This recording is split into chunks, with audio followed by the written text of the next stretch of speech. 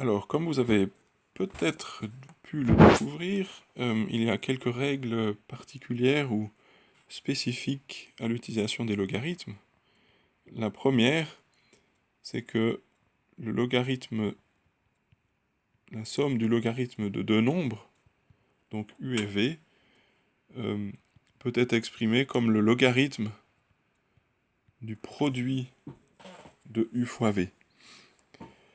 Donc on transforme ici une somme de deux logarithmes en un seul logarithme, avec qui est du produit des deux éléments, ici u et v. Et puis, il existe une autre règle, qui est que le logarithme de u moins le logarithme de v est égal au logarithme de u sur v.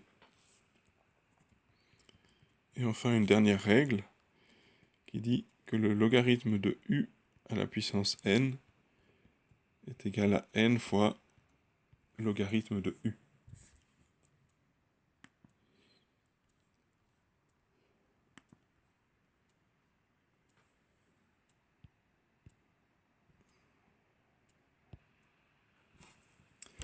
Alors, ces règles s'appliquent pour n'importe quelle base de logarithme, pas seulement le logarithme base 10.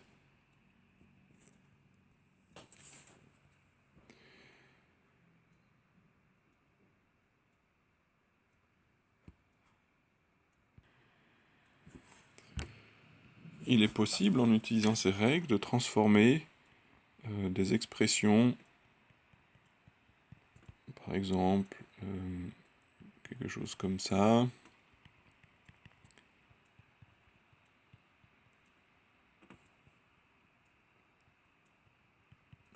Donc il est possible, quand on a une expression comme ça, avec des sommes et des soustractions de logarithmes, d'exprimer sous la forme d'un seul logarithme. Et puis donc on utilise les différentes règles les unes après les autres. Tout d'abord, on s'assure d'avoir toujours un coefficient 1 devant les logarithmes. Donc ici, c'est bon. Ici, c'est bon. Mais ici, on a un 3 log de z que l'on peut transformer en log de z au cube. Et puis ensuite, on peut continuer en appliquant les règles les unes après les autres. Ici, on a une soustraction. Donc ces deux logs, on peut les mettre ensemble. C'est log de x plus 3 sur log de y. Et puis ensuite, on a une addition. Donc, on peut exprimer ça comme étant le log de x plus 3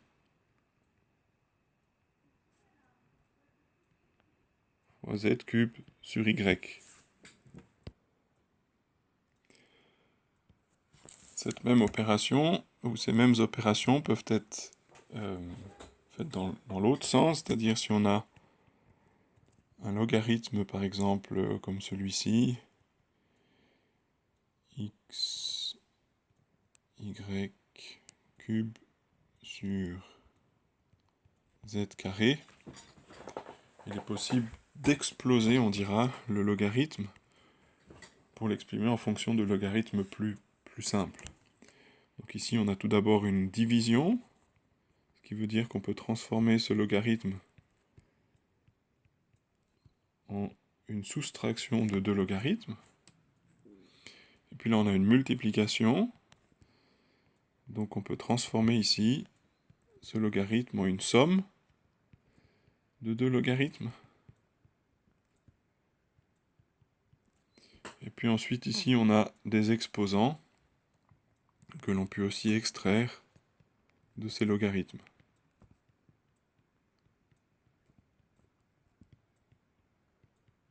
De cette manière-là. Comme pour les exposants, il va être possible de résoudre des équations logarithmiques si on arrive à exprimer les équations sous la forme le log de quelque chose à gauche égale le log de quelque chose à droite. Par exemple ici, si on a le log de x plus 2 égale le log de 6 moins x, eh bien on peut écrire pour que ce soit effectivement vrai, que l'égalité soit vérifiée, il faut que x plus 2 égale 6 moins x. Et donc ici, ça donne 2x égale 4 et x égale 2. Alors une particularité des logarithmes, il faut faire très attention. On peut calculer le log de x seulement pour des valeurs de x strictement positives. Il est donc important de vérifier toujours que lorsqu'on a trouvé une solution,